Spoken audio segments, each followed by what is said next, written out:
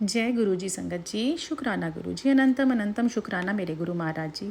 संगत जी, जैसे कि गुरु जी हमेशा कहते थे कि सत्संग सुनना और सुनाना बहुत अच्छा होता है। सुनने वाले का भी भला होता है और सुनाने वाले का भी भला होता है। संगत जी, गुरु जी के सत्संग ऐसे ही नहीं हमारे सामने आते, उनमें कुछ ना कुछ मैसेज हमारे लिए गुरु जी भेजते हैं, जिसे हमें बहुत ध्यान से, बहुत श्रद्धा से, बहुत प्यार से सुनना चाहिए। संगत जी, ऐसे ही सत्संग सुनने के लिए आप मेरे चैनल को सब्सक्राइब कीजिए। ये सत्संग जो आज का है वो सिंगला अंकल का है, वो गुरु जी के बहुत ही पुराने शिष्य थे। संगत जी, सिंगला अंकल बताते हैं कि उनके परिवार के एक रिलेटिव को स्टमक कैंसर डिटेक्ट हुआ था। डॉक्टर्स ने कह दिया था कि अब उनके पास बहुत कम समय बचा है। वो पूरे डिप्रेशन में चले गए थे। वो गुरुजी से मिलने के लिए जलंधर मंदिर में पहुंचे। जब वो आकर बैठे तो गुरुजी ने उन्हें बहुत गुस्से से देखा और सबके सामने चिल्ला कर बोला, क्यों आया है इत्थे, चल भज जा, तेरी कोई जगह नहीं है इत्थे। तो वो जो रिलेटिव था वो बहुत रोने लगा, क्योंकि वो पहले ही अपनी बीमारी से बहुत परेशान था और उसे लगा कि गुरुजी उसको गुस्सा कर रहे हैं।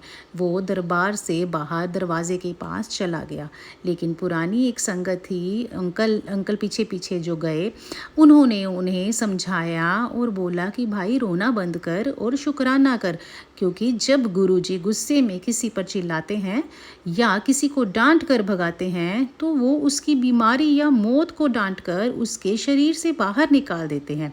संगत जी, अगली सुबह जब उनके रिलेटिव का फिर से मेडिकल चेकअप हुआ तो डॉक्टर्स हैरान रह गए। संगत जी, जो कैंसर के सेल थे वो पूरी तरह से ख़त्म हो चुके थे। गुरुजी ने अपनी डांट से उन्हें एक नया जीवन दे दिया था। तो संगत जी, हमारे गुरुजी इसी तरह हमारे शरीरों के कष्ट निकाल देते हैं। गुरुजी की डांट में भी हमारे लिए भला होता है। वो हमारे माँ बाप की तरह हैं। जैसे माँ बाप अपने बच्चों को डांटते हैं सिर्फ उनकी भलाई के लिए, तो गुरुजी भी अगर डांटते थे तो वो हमारे कष्ट ही मिटाते थे। वो हमें नहीं, हमारे जो बुरे अंदर कर्म होते थे उनको डांटते थे। तो संगत जी, एक और सत्संग है एक पुरानी संगत की, जो कि गुरुजी के बहुत भक्त थे।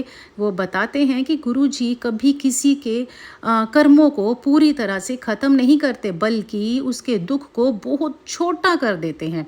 संगत जी, जो कर्म हम लोगों ने किए होते हैं वो तो हमें पता भी नहीं होता हमने क्या क्या किया होता। गुरुजी तो कई बार बोलते थे कि खोलना ਤੁਹਾਡੀਆਂ फाइलां ਤੇ ਤੁਹਾਨੂੰ पता लगे कि तुसी की करके आए हो। संगत जी, गुरुजी तो हमेशा ये कहते थे कि मैं ਤੁਹਾਨੂੰ माफ़ करन ਲਈ आया है। संगत जी, आंटी बताते हैं एक बार आंटी को सपना आया कि उनका एक बहुत बड़ा कार एक्सीडेंट हो गया था और उनकी मौत हो गई। संगत जी, वो बहुत डर गई। अगले ही दिन जब वो गुरुजी के पास गई तो गुरुजी ने उन्हें एक चाय प्रसाद दिया और मुस्कुराते हुए बोले, जा तेरा कष्ट कट दिता, तेरा कल्याण किता।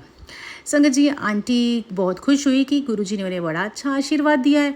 पर संगत जी, आगे क्या होने वाला था आंटी को इसका पता भी नहीं था। उसी शाम को जब वो घर जा रही थी, उनका एक एक्सीडेंट हुआ, जो छोटा सा, बिल्कुल छोटा सा माइनर सा एक्सीडेंट हो गया और उनकी फिंगर पर एक मामूली सी खरोच आई।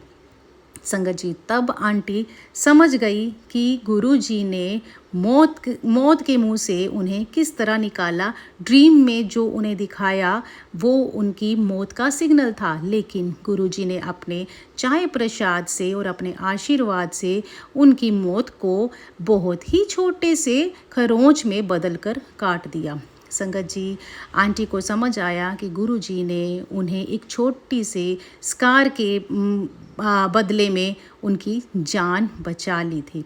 संगत जी, पुरानी संगत हमेशा कहती हैं कि गुरुजी के आगे कभी दिमाग मत लगाओ। गुरुजी कहते थे, जे तू अपना दिमाग चलाएगा ते मैं चुप हो जावांगा, जे तू मेरे ते छड्ड देगा तो मैं तेरे सारे दुख अपने सिर ते ले लवांगा। संगत जी, ये बिल्कुल सही बात है। गुरुजी हमारे सारे कष्ट अपने सिर पर ले लेते हैं और हमें बहुत सारे कष्टों से मुक्ति भी देते हैं।